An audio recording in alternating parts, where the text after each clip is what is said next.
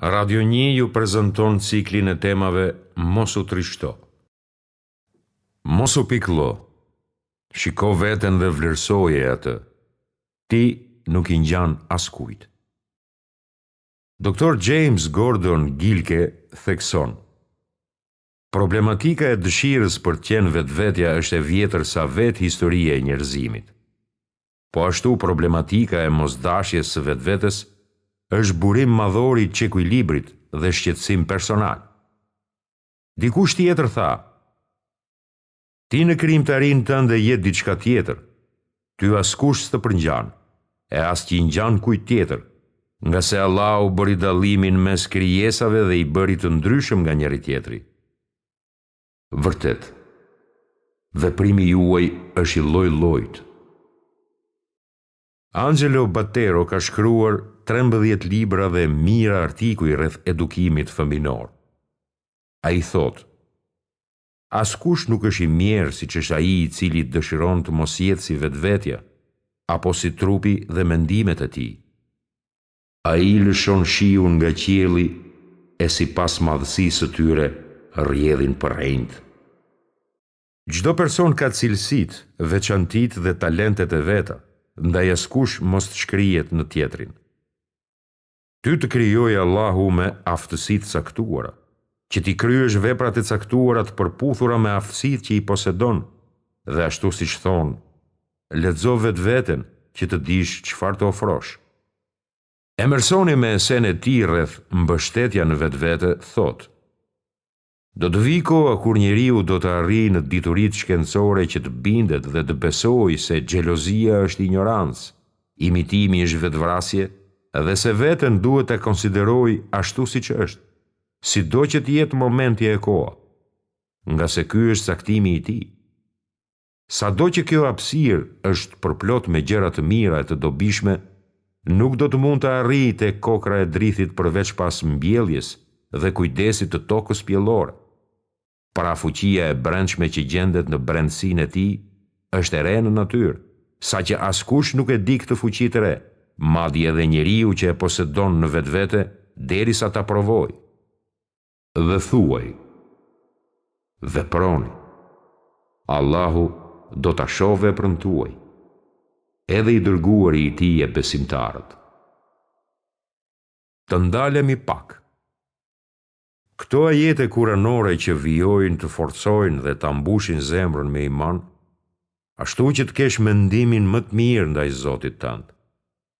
Thuaj: o robërit e mi, që e keni ngarkuar veten me shumë gabime, mos e humni shpresën ndaj mëshirës së Allahut, se vërtet Allahu i fal të gjitha mëkatet.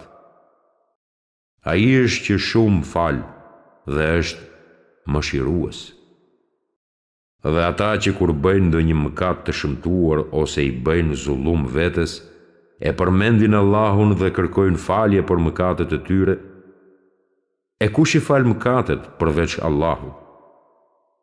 Dhe që duke e ditur, nuk e vazhdojnë atë që kanë punuar. E kush bën ndonjë të keqe ose e ngarkon veten, pastaj kërkon falje te Allahu, ai e gjen Allahun falës e mëshirues. E kur robërit e mi të pyesin ty për mua, unë jam afër, i përgjigjem lutjes kur lutësim lutet, pra për qenë ata drejt udhëzuar, le të më përgjigjen mua dhe le të më besojnë mua. Ai është që i përgjigjet nevojtarit, të mjerit kur ai thërret, duke ja larguar të keqen e juve ju bën mbizotërues të tokës. A ka Zot tjetër veç Allahut? Jo, por ju shumë pak përkujtoni.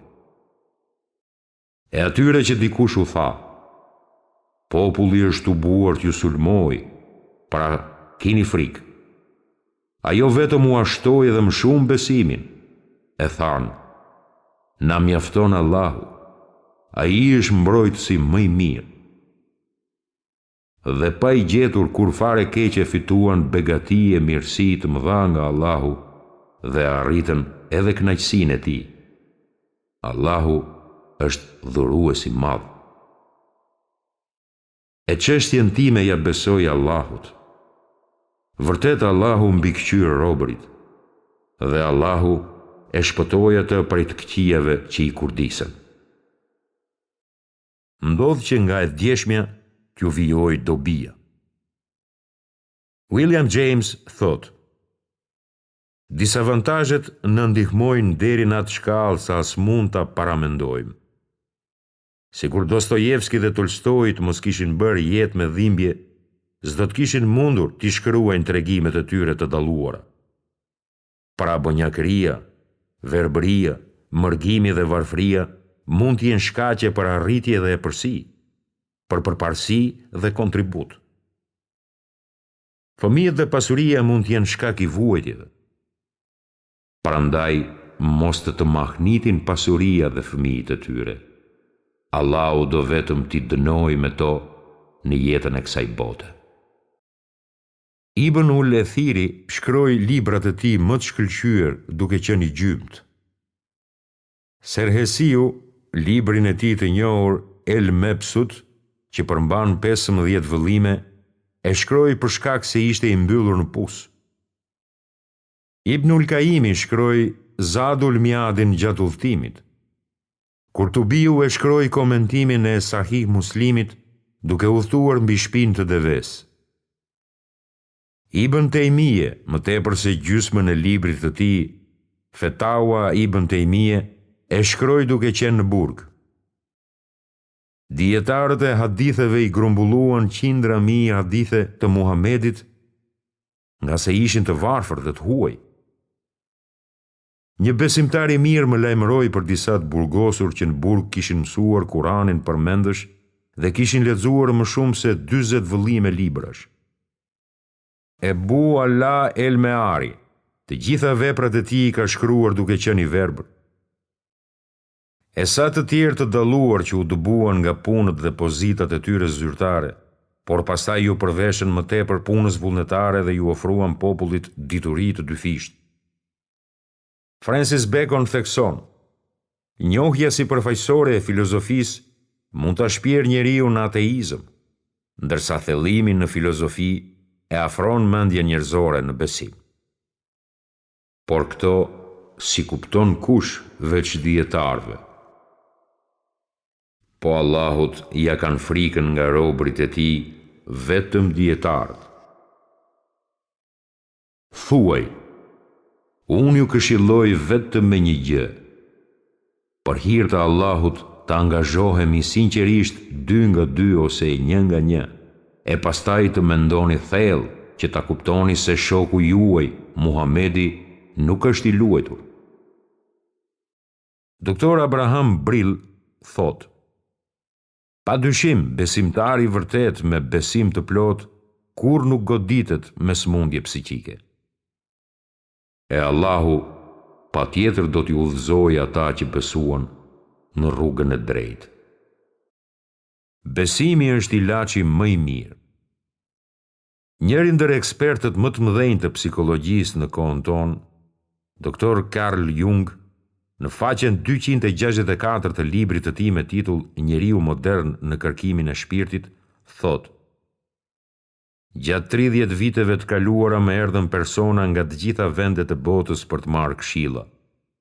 Shërova me qindra të sëmurë, shumica e tyre ishin në moshë të mesme, domethënë mbi 35 vjeçar, dhe mes tyre nuk gjeta asnjë që i kthehet me seriozitet fesë e që ta shohë jetën përmes saj.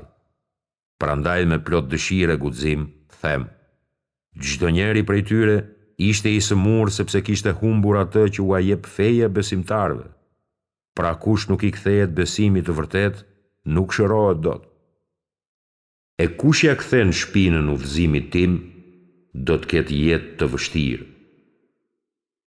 Ne do të mbjellim frikën në zemrat e atyre që nuk besuan, sepse ata Allahut i trillojnë e i mveshin zotat të tjerë. Errësira njëra mbi tjetrën sa që nuk mund ta shohë as dorën e vet. Atij që Allahu nuk i jep dritë, ai s'ka për të pasur dritë.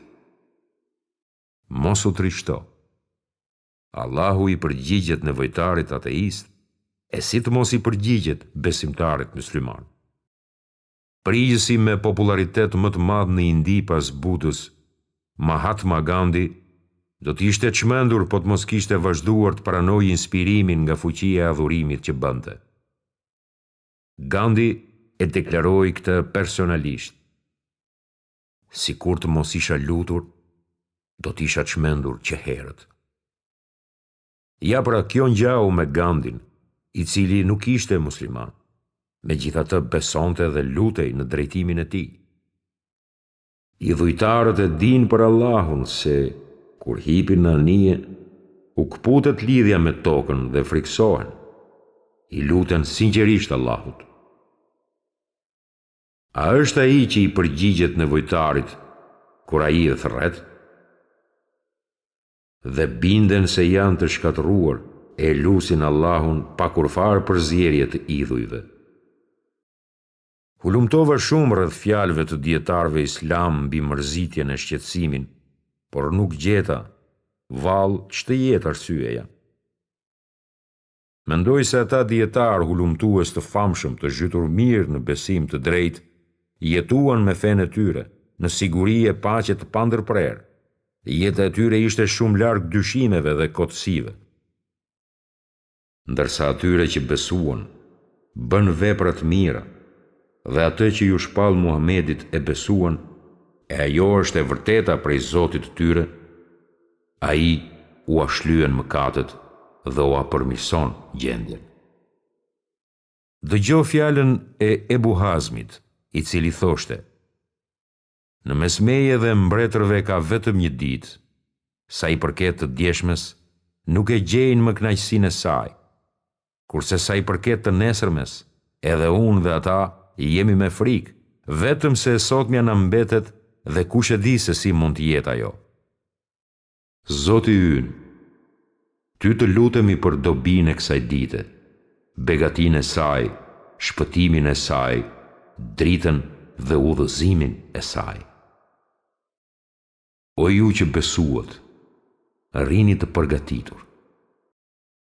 Dhe le të ketë shumë kujdes e të mos i jap të kuptoj as kujt për ju.